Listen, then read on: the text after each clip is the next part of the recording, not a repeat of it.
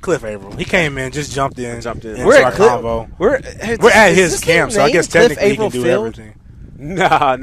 I donated that board a few years ago. Oh, I was about to say, golly, man, that'd be big. Now, if I redo the stadium, which I'm not doing, but if I did that, just nip that in the bud before we even start anything up, they probably name it after this just in. Cliff Avril said he's going to donate the money to redo breaking news on sports. Breaking news? No. We're territorial. Yeah, we are. We had it first. I want to know, dog. Like, who does the better interview? Are we better than Joe C and T-Wig and them? Who asked me that yesterday? Somebody asked me that yesterday. Nah, you both. No, I don't want to hear that, man. I need both of y'all. Both of y'all do a great job, man. Even playing field. Don't give us that PC, man. All right. You see what that's going to get him? His hoaxer is going to come out later and be like, man, that's dope of Cliff. Cliff just said he's going to donate 10% of his check to your athletic department budget. Like, aren't you happy about that? Made me cuss. Cliff, man, you got to be happy about today, man. It was a great turnout, man. I'm just excited that I was able to do it, man. 350 some odd kids showed up. Just exciting. It's grown every year, and hopefully it can continue to keep growing. You know what? It's hard to do too is you get out here in this heat. Oh my goodness! And it's just like it. A lot of times these camps are dead because these kids are like, okay, where's the Capri Sun? It was good energy out here, too. No, it was great energy. The music blasting. I think as long as you keep them hydrated, you'll be all right. But, no, the kids had a great time, man. I'm excited about what we were able to do today. So are you going to Leon's, too? Yeah, later on. It's going to be hot, too. But, no, I'll be there. I'm going to come support him, man. He came out to support me, so it's only right for me to do so. Same energy? I'm going to try. I'm about to go take a nap, and then hopefully I get some energy, and we go out there and have some fun with the kids. Hey, I caught my man. He was starstruck today. Uh-oh. Who? Yeah, Jennifer Carroll. Oh, yeah. I didn't know that. I didn't know that he was didn't know son. that was Nolan Carroll's mom, Jennifer Carroll. Yeah, like big time LG. I mean, she's part of one of the greatest sororities on the earth. Alpha Kappa. I mean, listen, the other one's good. I got family in all of them, but if you ain't first, you last. So we got that, and then just she does some great things. She's LG awesome. Military. Like I didn't know that. Then when he said that, he's like, yeah, my mom did this. I'm like, yeah, that should go right there actually. Yeah. No, he was. That's where he got starstruck. So okay. So now this is out of the way. You got Family Fun Day tomorrow, right? Family Fun Day tomorrow. Yes, at Armstrong Park out there in Middleburg. Just bring your kids out. Come have a blast. I think most of the kids that came to the camp will be there. But it's bouncy house, face painting, softball, kickball, all the above. But it's a great time. Free food, free event for the community. Just come out and have a great time. Let me tell you why this dude's a real deal. I'm just going to confess something. Oh, I got to be low key because they're next to me. There is no way I could spend 2 days with kids. With 300 kids. The only reason I could do it is because I know I could give it back. I know how my two kids. No way, man. I'm giving 300 right back. kids running around. Well, you just say that 2 kids, so low key is genius. What happens is it's like you got to babysit. When there's 350 kids around, it's going to be a lot of adult supervision. That's true. You ain't really got to what you start doing is you listen for their cries just in case something happens. But other than that, you just let them roam. That's it. You got a big field with a bunch of stuff to do. Hey, they'll have. I like my kids. I just don't like anybody else's kids. I like my kids too, but sometimes I want to give them back to their mom. So when you go to Hawaii, I love my kids. In about 2.5 weeks, 3 weeks. And so you do your final part of your training down there. Yep.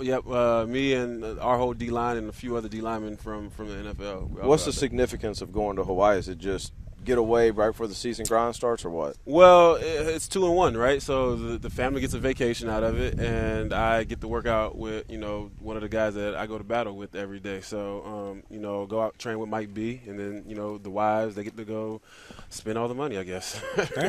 How hard do y'all train then? No, we get it in. No, we y'all get do? it in. Yeah, it's official. No, it's an official thing. 5 days straight.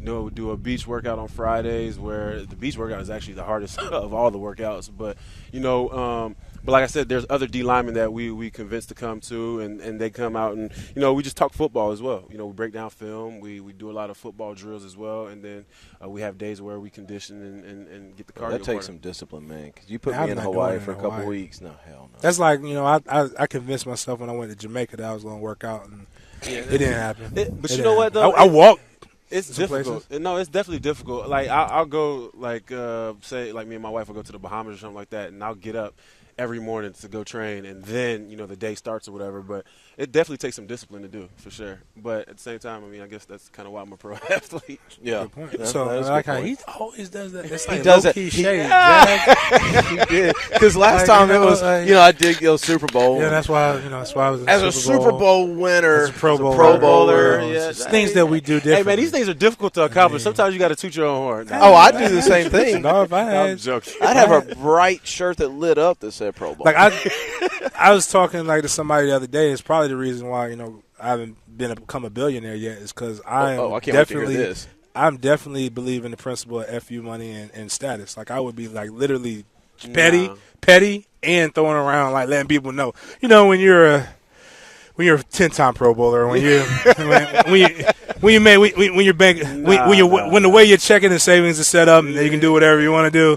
Yeah, that's when you get a lot of haters and people want to kill you. That's an issue in itself. Fair enough. That's when people talk about you like we were talking about LeVar Ball. Yeah, but LeVar Ball man. checking and savings ain't set up like that yet. Not His son's yet. is going to be. It's about to be. It's But- about to be. If his son has a great year this year, I ain't get back on this stuff. My bad. That's He's going to on me. writ a book. They're going to come back Yes! to him. They're going to do a speaking no, circuit. if the Lakers even go to the playoffs, He guaranteed it too. So like he's doing the Muhammad. Anyways, All right, let's all go right. back to Okay, football. my bad, Let's my get bad, back my to bad, my football. bad, my So, bad, yeah. are you ready for the season to come around? yeah, man. I mean, No, really, I'm ready for the season. I hate everything else before that.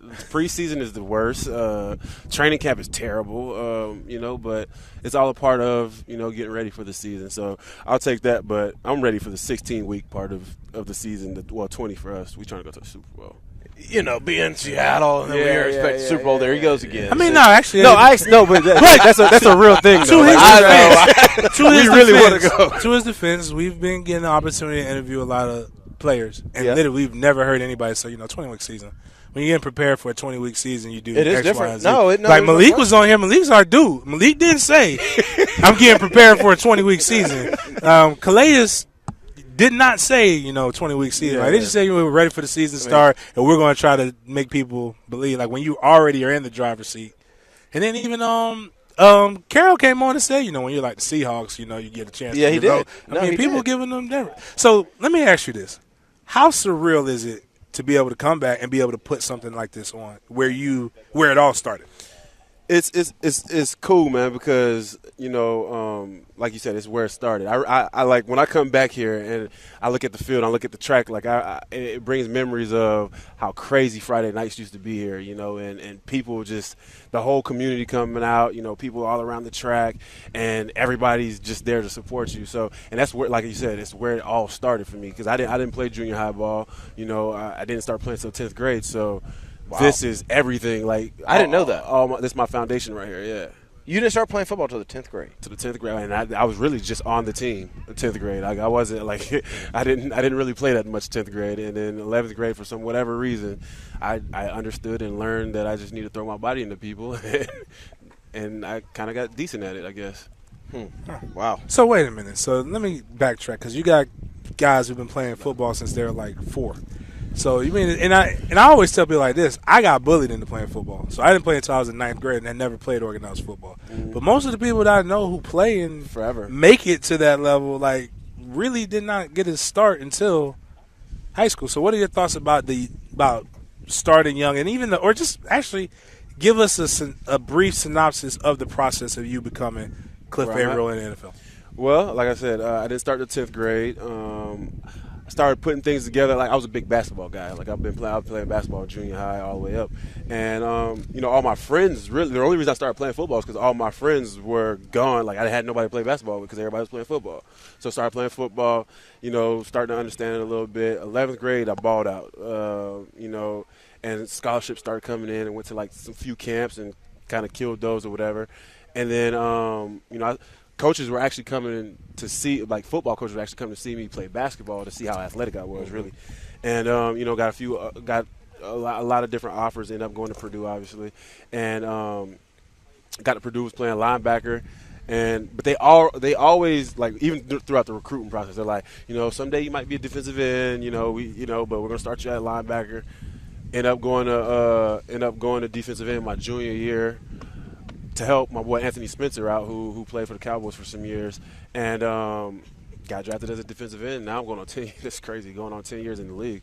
So that's crazy in itself. But yeah, it's just, I mean, it's been a crazy journey. But I would say, me personally, and with my boys, like, I'm not in a rush for them to play ball because it can happen without all the extra stuff, playing at the age of 5, 6. Right. Like, especially, like, knowing what I know now about the game and how beat up you get, it's like, I'm okay with my son playing flag football. I hated the fact that he wanted to play flag football this year.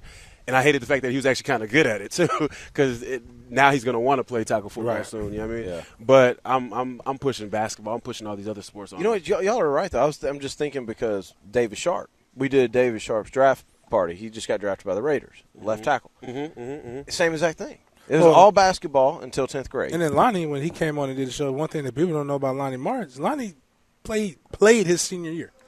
That's crazy. Like, he was like, and it just. Now, don't get me wrong. There's guys that do it, but I also feel like there's a thing, too, like guys get burnt out. So I've seen a lot of guys that were, great 7th, 8th, 9th, 10th grade. Then they kind of like plateaued a little bit. Yeah. Everybody kind of caught up to them and got better than them. You know what I'm saying? So I think, that plays a factor too because this sport is taxing. You know what I mean? Especially you're growing, physically you're growing while you're, the level of competition is getting bigger and faster and all these different things. So it's easy for guys to get burnt out as well. Yeah. How many more years you got in you think? What's Man, the goal? I'm just trying to get past this year, and then we'll figure it out from there. No, but if I said to you, you're going to go 4 more years, is that cool? Not 4. I don't think I have 4 in me. Three max probably 3. Maybe. You're not trying to be Tom Brady? I'm not getting paid like him, and I get hit every play. He doesn't get hit every play. There's a But is difference. that crazy when you hear him say, "I want to play"? I think I can play 5 or 6 more years. No, because he plays a position that they protect. He plays a position that doesn't get hit every play. So all these quarterbacks can play 15, 20 years because you barely touch them nowadays. Everything's a penalty. You're afraid to hit them nowadays. So.